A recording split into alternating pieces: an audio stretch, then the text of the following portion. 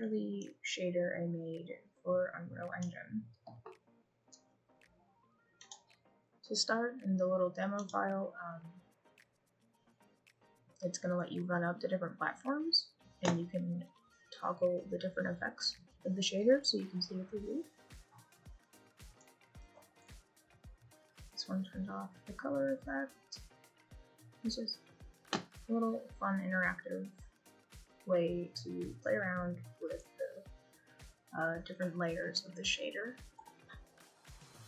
Now, the actual shader is on a post-process. So what you're going to want to do when you first open the shader scene, you can either go ahead and make a new level and then build everything you want in there, that way you already have the shaders. Or you can go into the content and locate where the shaders are. And then you can go here and migrate the folder over to your desired scene. I'm lazy and have one that's already cool. That's just project 2. Just migrate it over into that project content. It's fine. It looks like it was quick. And then you can go ahead and you can open up that project.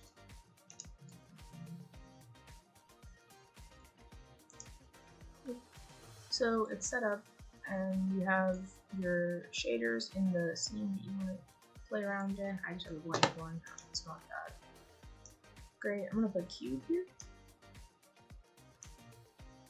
just so we have something to look at. I'm gonna change the color of the cube. Is it here? Cool. Hey, blue.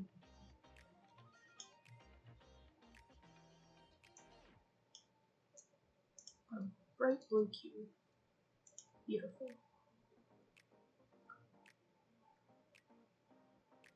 So once you have your scene set up, there are 2 different ways that you can add post-processing material to your scene.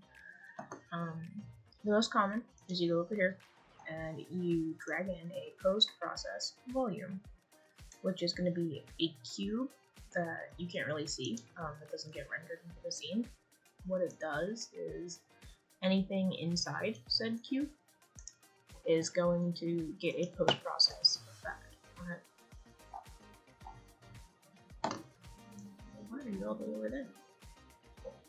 So we can see the little blue cube inside of the post-processing cube. I'm just going to scale it up so the whole platform is inside of it. But anyway, you can do it that way, or if you have a player character, you can go into the player's blueprint and then click on its camera, and under its camera settings, you can go ahead and add the post-processing materials. So, with our cube selected, our post-process cube, we're going to go into its settings, and we're going to look for its material settings. And down here under render features, you see post-process materials. In here, it's going to let you add array elements. We have 5 of them, so we're going to do 5. And we're going to set all of these to an asset reference.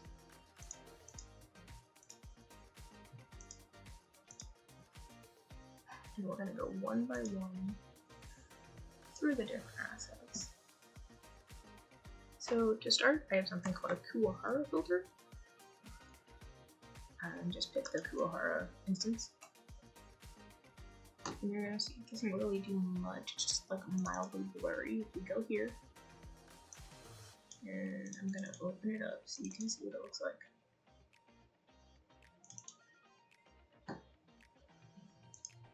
This is what the directional Kuwahara parameters look like. It has an X and Y, and it just lets you blur things out along a certain axis. Now my settings are generally pretty low. That is because we're going to be layering a bunch of different effects on top of each other. That way it doesn't get too crazy. So let's take it back down. Probably right there. 2 for maybe 1.5.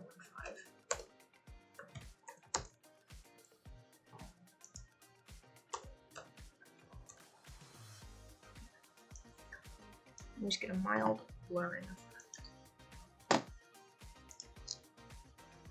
And you can see it's kind of blurred out. Now this does work by distance, so things in the background are going to be blurrier than things in the foreground.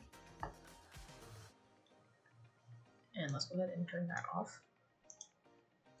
Next, we have a paint layer.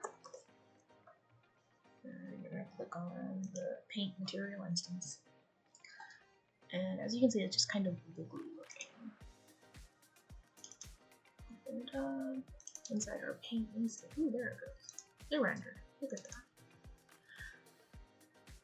Inside of our paint instance, we have 3 different parameters. The first one is the strength of which the effect is. If you go really high, it goes kind of crazy, and it just looks like this metallic water ripples. The next one is the size of the effect. You can go the larger you go, the smaller it'll get. So if you want really teeny tiny brush strokes, you get a high number. If you want big fat chunky strokes, you get really small. I keep it around, I think I have it at 2 something is what I have it at. Up there. I'm going to want to turn down the strength to a 0.2. Then under the texture parameters, there's going to be a bunch of different normals that come with this. So you can look up, I think this is called Impressionist strokes. Yeah, Impressionist.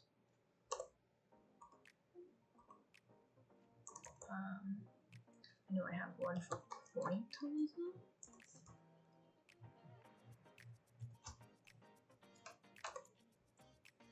Oh, where are you? So whenever you click on the texture parameter inside of the paint instance, you can go down and browse the assets for other normal maps. I do have other brushstroke normals. So like I have one that's called Chunky Abstract. It'll take a second to load, and you get like this kind of texture. It kind of looks like it's on canvas. I'm just gonna go ahead and keep it as the Impressionist. You can also drag it from the content drawer if that's something you wanted to do. If you go Paint Shader, and you'll see all of the different brushstrokes. Like pointillism, which doesn't look like pointillism at all. It's just kind of the there it goes. Yeah. Let's just go back to the Impressionist because I think it looks best. And then we can go down to our post-process material. Now it's set up, and I'm gonna turn it off too. And we'll move on to our color distortion. Color distort instance.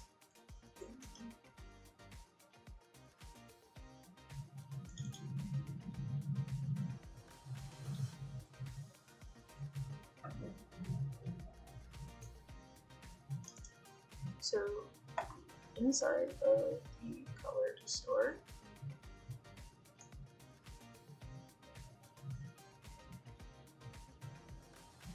you're going to be able to change what the color distortion does based off of the blueprint material. So the first one I have set up is brightness, and we can just drag that straight into emissive. And there it is. That's what that looks like. It's just like adds this different levels of saturation to the to the scene. If we open up the material instance, come on.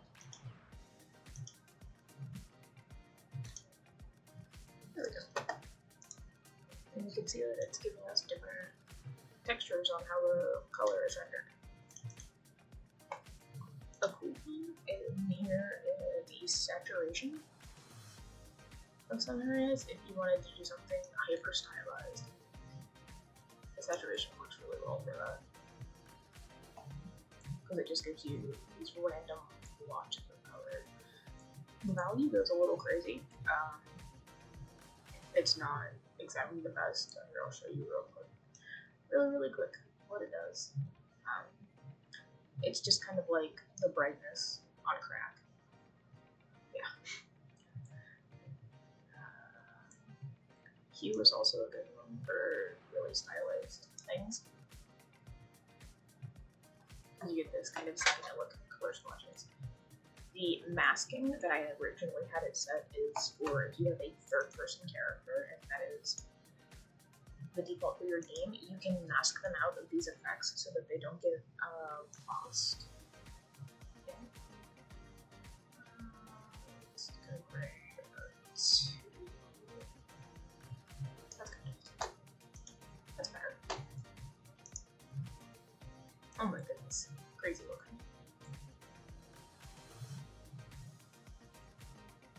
So that's what the color distortion does. And then if we open up our tools, we can add in our tune shader. Now I have two different ones that we can look at. Actually, I'll just go through and show you them. We have a cell and a tune shader.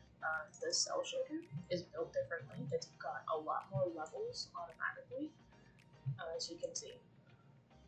And this is because inside of the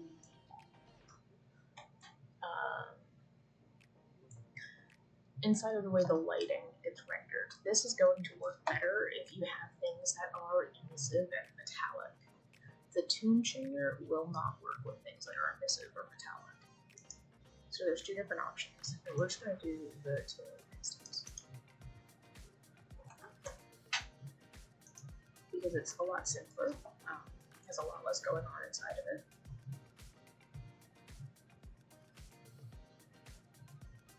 And it's just really basic, really simple tune shader. Lastly, we have our edge.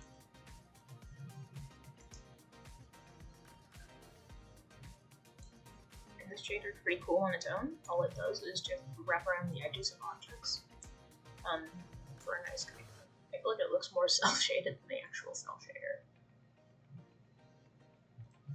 So, to make the paint shader, you turn all of these on together, and I'm going to change that color to sort because it's a little crazy. I'm just going to change it back to the basic brightness.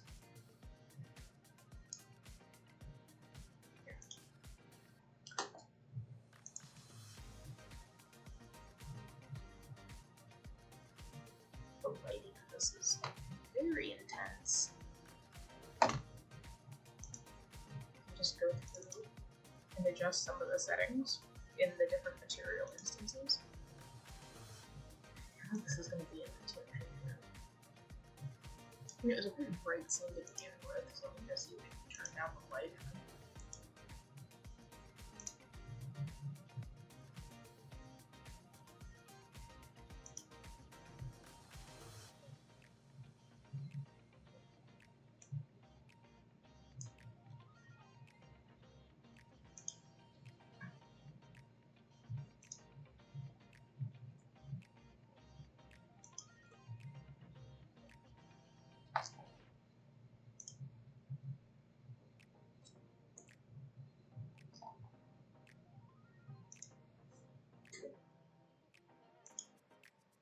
Light source.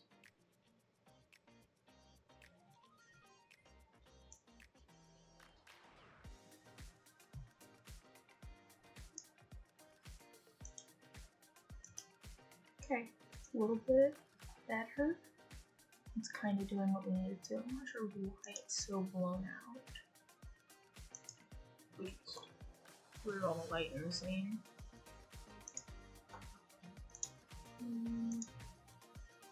Fog. The only thing we have is a cube with our post process on it.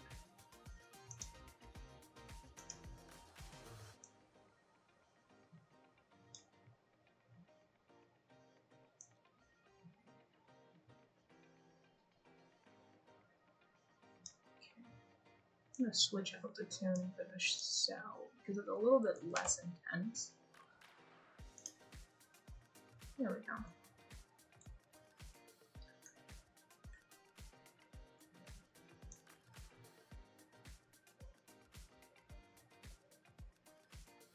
So all of these are customizable inside of the material instance. They all have different parameters.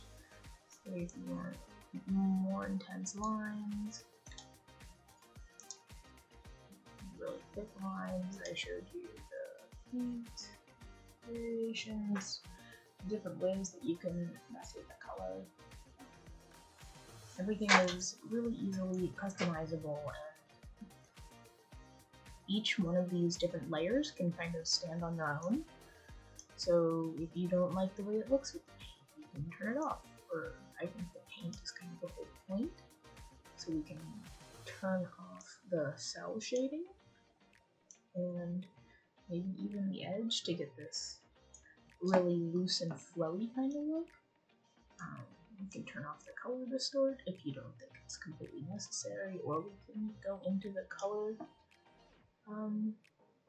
instance and just change the intensity. If we boost it all the way, that's kind of making it blown out, that we can drag down the intensity.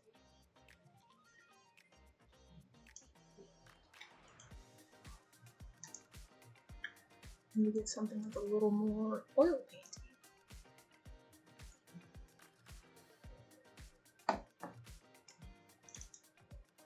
If we don't like how splotchy it looks, we can add a different kind of noise.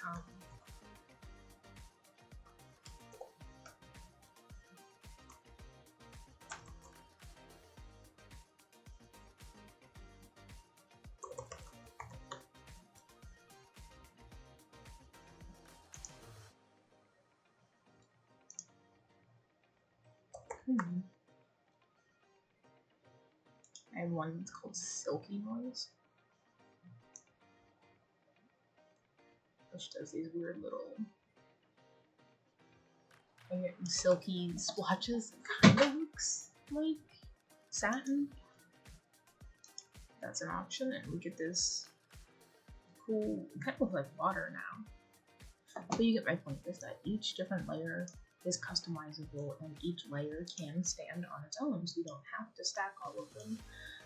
I think stacking all of them gives you the best effect because they're all kind of working in tangent.